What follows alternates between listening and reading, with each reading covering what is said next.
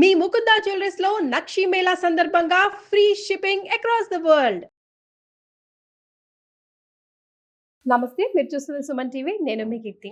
ముందుగా ప్రేక్షకులందరికీ భోగి పండుగ శుభాకాంక్షలు. ఈ రోజు నాతో పాటు చాలా ప్రత్యేకమైన గెస్ట్, నా ఫేవరెట్ గెస్ట్ ఉన్నారండి, శ్రీ విక్రమాదిత్య గారు. నమస్తే సార్. సూర్యోసం తల్లి. మీకు నాకు పరిచయం అసలు నేను ఫీల్డ్కి కూడా రాకముందు మీతో వేసిన అడుగులే అని చెప్పొచ్చు. అది మనం ఇందాక ఆఫ్ ది కెమెరా కూడా గుర్తు చేసుకున్నాం. మీరు, నేను, సుమ గారు, రాజీవ్ కనకల్ అన్నయ్య, శ్రీనివాస్ రెడ్డి అన్నయ్య, మేమంతా కలిసి ఒక సీరియల్లో చేసాం కదా. ఆ తర్వాత నేను జెమినీలో వెళ్ళడం, ఆ తర్వాత మనం ఇప్పుడు కలిసామండి. ఇన్ని సంవత్సరాలు పట్టింది మళ్ళీ కలవటానికి. సో దీన్ని ఏ రకమైన డెస్టినీగా చెప్తారు? అంటే ఆ ఈవెంట్ చాలా అద్భుతం. ఆ రోజు ఫస్ట్ డే ఒక్కరోజు వచ్చాము. ఫస్ట్ డేనే ఒకరోజు వచ్చావు. ఆ తర్వాత మళ్ళీ ఇంటర్వ్యూకి వెళ్ళాను, ఏదో తెలియదు. నెక్స్ట్ డే నుంచి అసలు నువ్వు రాలేదు. సుమగారికి అదే ఎంట్రీ, సుమగారికి కూడా అదే ఎంట్రీ. వాళ్ళిద్దరికి లవ్ పుట్టింది అక్కడే. రాజీవ్ కనకాల, సుమన్ ఆ సీరియల్ ఆరంభం. వాళ్ళిద్దరు కలయిక అక్కడే జరిగింది. ఆరంభం పేరు కూడా ఆరంభం. చూడండి శ్రీధర్ గారు, ఎంతమందికి ఆరంభం అది. నీకు ఆరంభం ఇచ్చింది. మనందరం కలిసి పని చేసాం. చాలా సంతోషంగా ఉందమ్మా. అంటే ఏది కర్మకు అతీతం కాదు, ప్రతిదీ ఒక లెక్క ప్రకారం అలా సిస్టమేటిక్గా జరిగిపోతుంది. ఇప్పుడు ఈరోజు మళ్ళీ ఇలా కలవడం అనేది చాలా సంతోషంగా ఉంది. ముందు నేను మిమ్మల్ని చూసిన వెంటనే వాళ్ళనైతే విష్ చేశాను, కానీ మీకు విష్ చేయలేదు. భోగి పండుగ శుభాకాంక్షలు అండి. థ్యాంక్ యూ తల్లి, నీకు కూడా భోగి శుభాకాంక్షలు. అలాగే మనల్ని ఆదరిస్తున్నటువంటి వాళ్ళందరూ ఎవరు కాదు, అంతే. నాకు చిన్న బాధ అనిపిస్తుంది, ప్రేక్షకులు వ్యూవర్స్ అంటారు, కాదు, వాళ్ళందరూ మన కుటుంబ సభ్యులు. అయ్యో, మమైకం అయిపోయాం. మన వాళ్ళు ఒక అక్కగా, ఒక చెల్లిగా ఇలా భావిస్తూ ఉంటారు, అన్నగా భావిస్తూ ఉంటారు, కూతుర్లా చూసుకుంటూ ఉంటారు. అందరికీ కూడా, కుటుంబ సభ్యులందరికీ, సౌర కుటుంబ సభ్యులందరికీ భోగి శుభాకాంక్షలు. ఎస్. సో భోగి అనగానే మీకేం గుర్తొస్తుందండి? చిన్ననాటి జ్ఞాపకాలు ఏవైనా, సంక్రాంతి పండగకి సంబంధించి, సినిమాలు కూడా కాకుండా? అసలు అంటే అప్పట్లో సినిమాలకి అంత ప్రాధాన్యత తర్వాత వచ్చింది, కానీ మన పండగలు అంటే ఇప్పుడు సెట్కి వచ్చిన వెంటనే ఫస్ట్ మన ఇద్దరి మధ్య జరిగింది ఏంటి, మెమరీస్, అవన్నీ కలెక్ట్ చేసుకోవడం. చిన్ననాడు ఆ జ్ఞాపకాలు. పండగ అంటే మనకి సంక్రాంతి పండగకి 3 రోజులు ఉంటుంది. ఇది భోగి అనేది 3 రోజులు. కొత్త బట్టలు ఫస్ట్. అప్పటి వరకు అంటే పండగ వస్తేనే, అంటే పండగకో పబ్బానికో బట్టలు అనేది ఒక పిండి వంటలు వీటికి. తర్వాత సెలవులు వస్తాయి కాబట్టి అమ్మమ్మ వాళ్ళ ఇంటికి వెళ్ళటం, అందరం కలవటం అనేది ఒక అద్భుతమైనటువంటి మెమరీస్. కాబట్టి గుర్తొచ్చింది ఆ చిన్ననాటి జ్ఞాపకాలు. అవన్నీ కూడా నిక్కర్లు వేసుకుని, సైకిల్ టైర్స్, దాంతో ఆడుకునే రోజులు అవన్నీ కూడా. మనకి ఇక్కడే ఈ సీజన్లోనే మనం గాలిపటాలు కూడా ఎగరేస్తాం. రంగురంగు కాగితాలు తీసుకొచ్చి అన్నం మెతుకులతో జిగురు తయారు చేసి, వీణు పొల్లలకు దారం కట్టి బాణంలా తయారు చేసి దాంట్లో పెట్టి, ఇప్పుడంటే కొంటున్నాం కానీ అప్పట్లో చేతులతో ఈ అమ్మకాలు ఏమీ లేవు. ప్రతిదీ ఏదైనా అనుకున్నామంటే అది తయారు చేసుకోవాలి ఎవరికి వాళ్ళు. దీపావళి సామాన్లు కూడా, అంటే దీపావళి వచ్చిందంటే దీపావళి సామాన్లు కూడా సొంతంగా సిసింద్రీలు తయారు చేసుకోవడం. ఇలాగే భోగి అనగానే ముందు ఫస్ట్ వీధుల్లో జెండాలు కట్టడం. మా ఊర్లలో జెండాలు కట్టాలి. అలాగే ఎక్కడైనా ఈ దొంగలు ఉంటాయి కదా, తాడి చెట్టు దొంగలు ఇలాంటివి, అంటే ఎక్కువ రోజులు మండాలి. మా వీధిలో పెద్ద పంట వేసాం, మా వీధిలో పెద్ద మంట వేసామని ఆ దొంగలు తెచ్చుకోవటానికి వెళ్ళటం అడవిలోకి. అదే మనకి మామిడి తోటలు అవి ఉంటాయి ఊరు చివరిలో, ఆ తోటల్లోకి వెళ్ళడం, ఎండిపోయిన దొంగలు తీసుకురావటం, వాటిలన్నింటినీ సేకరించు. దానికన్నా ముందు ఆవు పేడ తీసుకొచ్చి పిడకలు, భోగి దండలు వేసుకోవడానికి, ఎందుకంటే అప్పటికి ఆరాలి కదా, అందుకని 10-15 రోజుల ముందే ఈ ఆవు పేడ తీసుకొచ్చి చిన్న చిన్న పిడకల కింద ఆవు పిడకలు వేసుకోవటం, వాటి దండలు గుచ్చుకోవటం. అసలు అంటే మామూలు కాదమ్మా ఆ రోజులు. నిజంగా అంటే ఇప్పుడున్న జనరేషన్ అంతా సెల్ ఫోన్, కంప్యూటరే తప్ప ఆ జ్ఞాపకాలు, ఆ ఆటలు మిస్ అవుతుంటారండి. 100%. ఇప్పుడు అసలు కనిపిస్తున్నాయి ఇప్పుడు మీ ఊర్లో? లేవు కదండి. అసలు భోగి అసలు సెలబ్రేషన్సే లేవు, అంతా ఇవి కూడా రెడీమేడ్ సెలబ్రేషన్స్ అయిపోయాయి ఈ రోజు. పండుగ వస్తుందంటే అమ్మమ్మలకి నాయనమ్మలకి పని, మన వాళ్ళకి నలుగు పెట్టి స్నానాలు చేయించటాలు, ఇవన్నీ అసలు ఆ రోజులు. అంటే ఉమ్మడి కుటుంబాల యొక్క ఐక్యమత్యమే మహాబలం. అది ఆరోగ్యం కూడా. అందరం కలిసి ఉండి ఒకరికొకరు పంచుకోవటం, పనులు ఒకరికొకరు సహాయం చేసుకోవటం చాలా అద్భుతమైనటువంటి అజరామరం. ఆ రోజులు మళ్ళీ తిరిగి రావు. హిస్టరీ హిస్టరీలో నిలిచిపోతాయి ఆ రోజులు. ఇది అంటే మన సాంప్రదాయంలో, తెలుగు సాంప్రదాయంలో ఇంకా ఎక్కువగా ఉంటాయి. మనకి తూర్పుగోదావరి అంటే మన సైడు వెస్ట్ గోదావరి, తూర్పుగోదావరి ఈ ప్రాంతాల్లో వీటికి విపరీతం. ఆ గోదావరి పరివాహక ప్రాంతాల్లో వీటికి మరింతమైనటువంటి విశిష్టత. సో సరే, పాస్ట్ హిస్టరీ అయిపోయింది, కానీ అట్లీస్ట్ ప్రజెంట్లో మనం ఉన్నప్పుడు మనం ఇంకా మన సంస్కృతి సంప్రదాయం అట్లా కాపాడుకొని అట్లీస్ట్ ఇవన్నా చేసుకోవాలిరా నాయన భోగి రోజు అని చెప్పుకోవడానికి ఖచ్చితంగా మనం చేయాల్సిన పనులు ఏమంటారు? భోగి కీడమ్మ అంటే మనకి ఇక్కడ భోగి అంటే మరుసటి రోజు సంక్రమణం. ఇక్కడంతా కూడా రవి ఆధిపత్యం, సూర్యనారాయణమూర్తి నడిచే నడకని ఆధారంగా చేసుకుని మనం జరుపుకునే పండగలన్నీ కూడా A to Z అన్ని పండగలు. ఆయన ధనుర్రాశి నుంచి మకర రాశికి ప్రవేశం. ఈ ప్రవేశంతో ఇక్కడ మనకి ఉత్తరాయణ దక్షిణాయన పుణ్యకాలం అయిపోతుంది. అది ఉత్తరాయణాయనకి ఆయన నడక మార్చుకునే రథం అక్కడ ఆగుతుంది. ఆ ఆగి టర్న్ తీసుకుంటుంది. దానికని ముందు రోజు మనం చేసుకునేటువంటి భోగి సెలబ్రేషన్స్ అంటే ప్రకృతిలో వస్తున్నటువంటి మార్పులకు అనుసంధానంగా మన శరీరాలని సిద్ధం చేసుకోవడానికి చేసేటువంటి అతిపెద్ద కార్యక్రమం. ఒక్కసారి అంటే ఆయన రథం ఆగింది, ఆయన ఉదయించటం ఒకసారి ఆగితే ఎంత దారుణంగా ఉంటుంది.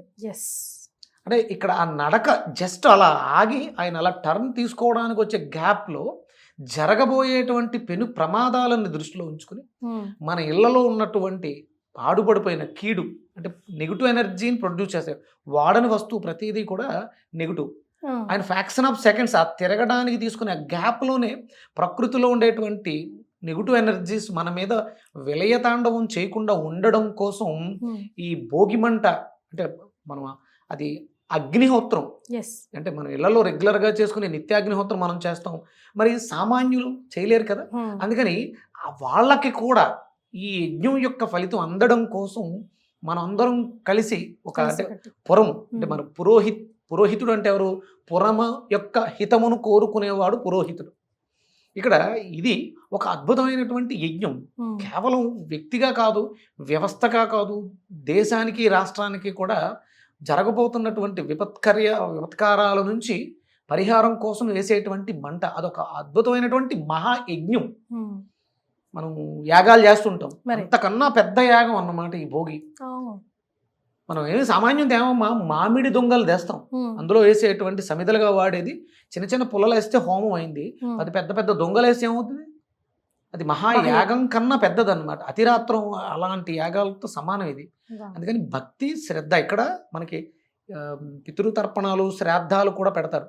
అంటే శ్రాద్ధం అంటే ఏదో ఒక ఆహార పదార్థాన్ని నివేదన చేయడం కాదు, శ్రద్ధతో తర్పణం అంటే తృప్తిపరచడం. ఎవరిని అంటే ప్రకృతిలో ఉన్నటువంటి శక్తులని, మనకి జరగబోయే పెను ప్రమాదాల నుంచి. అందుకని మరి అక్కడ ఏది పడితే అది వాడవచ్చు. ఆవు పిడకలు, చిన్న చిన్న పిడకలు అంటే పిడకలు మామూలుగా చేసి అమ్మేవారు పూర్వం. ఈ చిన్న పిల్లలతో చిన్న చిన్నవి అందరూ సౌభాగ్యం కోసం, అందరూ ఆయుష్ కోసం. అంటే మనకి అగ్నికి ఉన్నటువంటి శక్తి, మనం అంటే సూర్యుడు మనకి అగ్నికారకు ఆత్మకారకుడు. ఆయన అంటే ఎక్కడున్నాడు అంటే వినివీధిలో ఆకాశంలో ఉన్నాడు, అంతేనా? కాదు, మనలో కూడా జఠరాగ్ని రూపంలో చిచ్చక్తి రూపంలో ఉన్నాడు. దానికి అనుసంధానం చేయడం కోసం ఆ బుడ్డి చేతులతో చిన్న చిన్న దండలు అంటే ఋషులు అంత అందంగా దాన్ని కూర్చారు. ఇది పెద్దల వరకే కాదు, మన ముసలి ముతక కుర్రోళ్ళు పెద్దోళ్ళు అందరూ, ఆడ మగ తారతమ్యం లేకుండా అందరూ, మత వర్గ విభేదాలు లేకుండా అందరూ కలిసికట్టుగా చెయ్యవలసినటువంటి ఎలాంటి నియమనిష్టలు లేవు. అంటే ఒక యాగం చేయాలంటే, యజ్ఞం చేయాలంటే దానికి నియమనిష్టలు ఉంటాయి. దీనికి ఆ భగవంతుడు వెసులుబాటు ఇచ్చేసాడు. మామూలుగా యాగం చేయాలంటే పైన మనకి ఆచ్ఛాదనం ఉండాలి, అంటే యాగశాల కట్టాలి, దాంట్లో యాగం చేయాలి.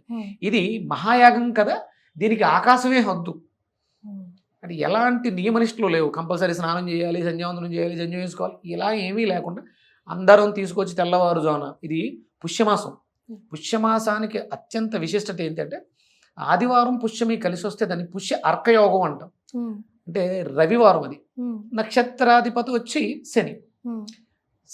ఈయనకి తూర్పున ఆధిపత్యం సూర్యుడికి, శనికి పడమర ఆధిపత్యం, అది చీకటి ఇది వెలుగు. ఈ రెండింటి యొక్క సమన్వయం అంటే మామూలుగా చెప్పేస్తారు జ్యోతిష్యంలో, శనికి రవికి పడదు, తండ్రి కొడుకులకు పడదు వైరం అని చెప్పేసి అని చెప్తారు. అసలు పడకపోతే మకర రాశిలోకి ఆయన ప్రవేశం సంక్రాంతి పండగ చేసుకునేంత ఎందుకు చేస్తాం? మరి ఎక్కడో ఆ లాజిక్ని మనం పట్టుకోలేకపోయాం. వాళ్ళిద్దరు తండ్రి కొడుకులు.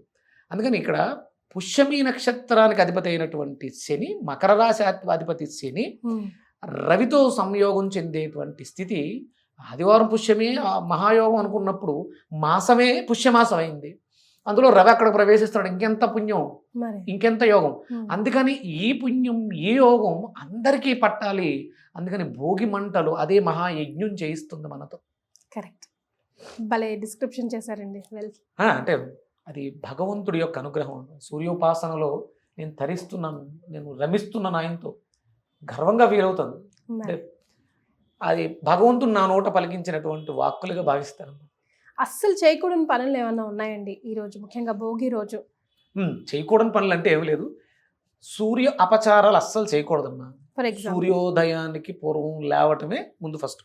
అంటే సూర్యోదయం తర్వాత నిద్ర లేగిస్తే సూర్య అపచారమే. అది ప్రతినిత్యం చేసే పనే, ఎప్పుడూ చేయకూడదు. సూర్యోదయానికి పూర్వమే నిద్ర లేవాలి. సూర్యోదయం తర్వాత అంటే మనకు దంతధావనం అనేది ఉంటుంది కదా, అసలు ఎప్పుడు కూడా సూర్యోదయం తయారు పళ్ళు తోమకూడదు. నిజమండి. దానివల్ల ఏమవుతుందంటే, అంటే మనకి కథ ఏం చెప్తారు అంటే, సూర్యుడికి పళ్ళు లేవు, ఆయన పోసిన ఉడుతో ఉంటారు. అందుకని చెప్పేసి సూర్యోదయం తర్వాత పళ్ళు తోమితే ఆయన ఎక్కిరించినట్టు అని కథగా మార్చారు. అందుకని పళ్ళు తోమకూడదు. కనుక మనకి ప్రకృతిలో గ్రావిటీస్ ఉంటాయి కదా, ఎనర్జీస్. ఆ సమయంలో పళ్ళు తోమడం వల్ల పళ్ళు పుచ్చిపోవటం కానీ పళ్ళు ఊడిపోవడం కానీ జరిగి మనం పదార్థం యొక్క ఆ రుచిని ఆస్వాదించలేము. గ్రావిటీ అనేది మన మీద ఎఫెక్ట్ చూపిస్తుంది. కాబట్టి సూర్యోదయం తర్వాత పళ్ళు తోవడం అనేది సూర్య అపచారం, సూర్యోదయం తర్వాత నిద్ర లేవడం అనేది సూర్య అపచారం. ఇలా అలాగే సూర్యుడికి అభిముఖంగా మల విసర్జన కానీ మూత్ర విసర్జన కానీ చేయకూడదు. మరి డే అంతా ఉంటారు కదా వారు, ఉంటారు. ఇప్పుడు అంటే మనం అనుకుందాం. అందుకనే మరుగుదొడ్ల నిర్మాణంలో మనకి ఆ షింక్స్ ఎటు ఉండాలనేది కూడా శాస్త్రం ప్రకారం అటువైపు చేయడం వల్ల అంటే ఏం లేదు, ఆయనకు వచ్చి నష్టం ఏమి లేదు, మనం చేసే విసర్జన ఏమి ఆయన మీద పడదు. కానీ ప్రకృతిలో ఉండేటువంటి ఎనర్జీ, ఎలక్ట్రోమాగ్నెటిక్ వేవ్స్, బయోమాగ్నెటిక్ వేవ్స్తో అనుసంధానం అయితే షాక్ కొడుతుంది. దానివల్ల ఆ ఆర్గాన్ డ్యామేజ్ అవుతుంది. మూత్ర విసర్జన చేయడం ద్వారా ఆయనకు అభిముఖంగా ఆ కిరణాలు, నెగిటివ్ కిరణాలు ఉంటాయి కదా, అవి లోపలికి ప్రవేశించి రివర్స్లో ప్రయాణం చేసి కిడ్నీస్ని దెబ్బ కొడతాయి. మల విసర్జన చేయడం ద్వారా పెద్ద పేగు ఇన్ఫెక్షన్స్, పెద్ద పేగు క్యాన్సర్స్ వస్తాయి. ఇది శాస్త్రం, కానీ కథగా చెప్పారు సైన్స్. ఇవన్నీ కూడా మనం గుర్తుపెట్టుకోవడం కోసం ఇది సూర్యుడి యొక్క సంచారం, మకర సంక్రమణం, మకర రాశిలో ఆయన ప్రవేశం, చీకటిని అంటే మకరం అనగానే చీకటి, శని అంటే చీకటి, డార్క్నెస్, చల్లగా ఉంటుంది. ఆయన తన కిరణాలతో మనకు వేడిని పుట్టిస్తాడు, మనలో ఉన్నటువంటి అజ్ఞానాన్ని తరిమేస్తాడు. 10th హౌస్ అది కర్మ. మంచి కర్మలు చేయటానికి ఎక్కడి నుంచో మనకి చాలా ఉంటాయి. ఇందులో మనం చేసే అద్భుతమైనటువంటి సత్కర్మలు చాలా ఉంటాయి. ఇప్పుడు మీరు విన్నారో లేదో, మనకి పని సేవకులు ఉంటారు కదా, మనకి పనిచేసేవాళ్ళు, వాళ్ళందరినీ ఇళ్ళకి పిలిచి వాళ్ళకి బట్టలు పెట్టడం, పిండి వంటలు, మనం వండుకున్న పిండి వంటలు వాళ్ళకి కూడా పెట్టడం, ఆతిథ్యం, మనకి దుక్కి దున్ని వ్యవసాయం చేసిన ఎద్దులని అలంకరించటం, వాటికి కావాల్సినటువంటి గ్రాసాలు విడివిగా ఇంకొంచెం భక్తితో, రోజు ఎలాగ పెడతాం కానీ ఇక్కడ భక్తితో పెడతాం. ఇవన్నీ కూడా శాస్త్రం అంటే ఋషులు మనకి దయాళువులై కథల రూపంలో మార్చి సంక్రాంతి పండగ ఇలా సెలబ్రేట్ చేసుకోండి. ఈ అంటే ఇప్పుడు ఆ దక్షిణ అయిపోయింది, ఇక నుంచి పుణ్యకాలాలు ఇవి. మనం సత్కర్మలు చేసుకోవడానికి అనుష్ఠానం చేస్తామా, జపం చేస్తామా, పూజ చేస్తామా, అది నేర్పించడం కోసం దానం అనేది ఇక్కడ నేర్పిస్తారు. మనకున్నది, మనం తింటున్నది మనకి సాయం చేస్తున్నటువంటి సేవకులకి పెట్టండి. కానీ మనకు తెలియకుండానే మనం చేస్తూ ఉంటాం. దాని వెనకాల ఉన్న సైన్స్ మర్మం ఏంటో అది నేర్పింది మన ధర్మం, హిందూ ధర్మం. భారతదేశంలో మనకి ఈ కథల రూపంలో, పండగల రూపంలో చెప్పడం వల్ల మన నరనరాల్లో జీర్ణించుకుపోయి చేస్తున్నాం. అయితే అండి, భోగి పళ్ళు పోస్తుంటారు పిల్లలకి, దీని వెనకాల ఏం సైన్స్ ఉందో? అదే ఇక్కడ పెద్దవాళ్ళకి తలంటు స్నానాలు చేయడం ద్వారా ఒక రకమైనటువంటి కీడు. ఇక్కడ రేగి పళ్ళు, భోగి పళ్ళు అంటే రేగి పళ్ళు. రేగిలో బదరీ ఫలం, అది సూర్యనారాయణ శక్తి ఉంటుంది. మనకి ఈ సీజన్లోనే వస్తాయి. వస్తాయి ఈ సీజన్లో కంపల్సరీ రేగుపళ్ళు తినడం వల్ల డైజెషన్ ఇంప్రూవ్ అవుతుంది. అలాగే పిల్లలకి దిష్టి తగులుతూ ఉంటుంది. ఇక్కడ నెత్తి మీద ఎందుకు పోస్తారు అంటే సహస్రార చక్రాన్ని అది తట్టి తాపనం చేస్తుంది, అందులో ఉన్న శక్తి లోపలికి ప్రవేశిస్తుంది. అంటే మనకి కంటికి కనిపించిన సూక్ష్మ శరీరం ఇక్కడ శక్తి శరీరం అని ఉంటుంది. అన్నమయ, ప్రాణమయ, విజ్ఞానమయ, మనోమయ, ఆనందమయ కోశాలు, 5 కోశాలు ఈ భౌతిక దేహానికి పైన ఉన్నాయి. ఏ నేదం భూతం భువనం భవిష్యత్ పరిగృహీతమృతేన సర్వం ఏన యజ్ఞస్థ్రాయతే సప్తహోత తన్మే మన శివ సంకల్పమస్తు అని శాస్త్రం చెప్తుంది. హోతలు అంటే 7 చక్రాలు. ఏ నేదం భూతం భువనం, భూతకాలము, ప్రస్తుతము, భవిష్యత్ అంటే 3 కాలాల్లోనూ సంచరించే శక్తి ఎవరికి ఉంది అంటే ఆత్మకుంది. తన్మే మన శివ నా మనసుకుంది. నేను గతానికి వెళ్ళాం, ఇప్పుడు మనం మన గతానికి వెళ్ళాం, ఇప్పుడు భవిష్యత్తుకు కూడా ఎలా ఉంటుందని ఊహించుకోగలం. వర్తమానంలో ఉన్నాం. ఇది శివ సంకల్పంతో మనకి మాత్రమే ఉంది. అది సప్తహోతలు అంటే 7 చక్రాలు, మన శరీరంలో ఉన్నటువంటి 7 ధాతువులు, సూర్యుడి నుంచి వస్తున్నటువంటి సప్తాశ్వాలు అంటే 7కి అనుసంధానంగా సూర్యుడిని అనుసంధానం చేస్తూ, అంటే లోపల ఉన్నటువంటి ఆత్మకారకుడు ఎవరమ్మా? 7 గుర్రాలు లోపల ఉన్నటువంటి ఆత్మని సప్తహోతలతో నడిపిస్తున్నాయి. నేనే సూర్యుడు కదా, నువ్వు సూర్యుడివే. అంటే కీర్తి అనేది ఒక ఇన్స్ట్రుమెంట్, కానీ లోపల ఉన్నటువంటి ఆత్మ సూర్యుడే, ప్రాణం అయ్యండి, ఆత్మ అయ్యండి మనల్ని నడిపిస్తున్నాడు.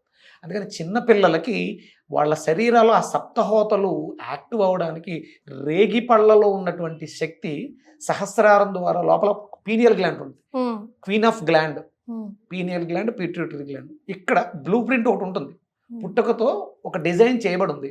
ఇక్కడ రెగ్యులర్గా మీరు చేసేటప్పుడు సంకల్పం ఆ రేగిపళ్ళు పట్టుకుంటాం కదా, దాంట్లో శక్తి ఉంది, మీ చేతుల్లో శక్తి ఉంది, కోరికలు ఉన్నాయి.